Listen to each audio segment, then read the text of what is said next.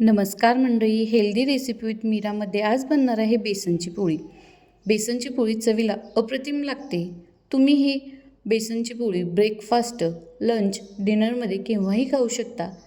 बेसनच्या पोळीसोबत तुम्ही मिरचीचा ठेचा किंवा केचप, टोमॅटो केचप आहे ते जरी खाल्लं तरी अप्रतिम लागतं। चला तर मग ह्या रेसिपीला सुरुवात करूया। आता इथं मी काचेचा बाउल घेतला आहे, त्यामध्ये 1 कप इतकं बेसन घ्यायचं आहे।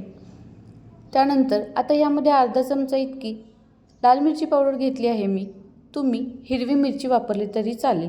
त्यानंतर थोडीशी हळद घालायची आहे। त्यानंतर चिमटभर इतका सोडा घालायचा आहे। सोडा घातल्यामुळे बेसनच्या पोळीला छान अशी जाळी तयार होईल।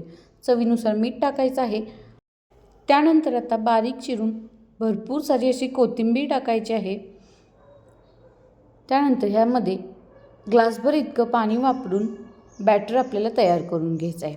बॅटर जास्तही पातळ करायचं नाही, जास्तही दाटसर करायचं नाही, पोळी पसरवता येईल इतकंच आपल्याला अशा प्रकारे बॅटर तयार करायचं आहे। आता बॅटर तयार झाल्यानंतर शेवटी ओवा घालायचा आहे। ओव्यामुळे बेसनची पोळी आपल्याला सहज पचली जाईल। तर चला, बॅटर तयार झाला आहे। आता इकडे मी गॅसवरती तवा गरम करायला ठेवला होता, तोही छान गरम झाला आहे। आता यावरती अशा प्रकारे आपण पोळ्या बनवून घेऊया। बॅटर मी 2 चमचे इतकं बॅटर घातलं आहे। छानपैकी अशा प्रकारे पसरवून घ्यायचं।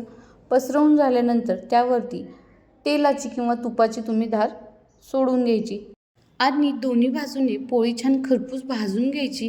बेसनची पोळी तुम्ही मुलांच्या टिफिनमध्येही देऊ शकता। एक हेल्दी ऑप्शन आहे।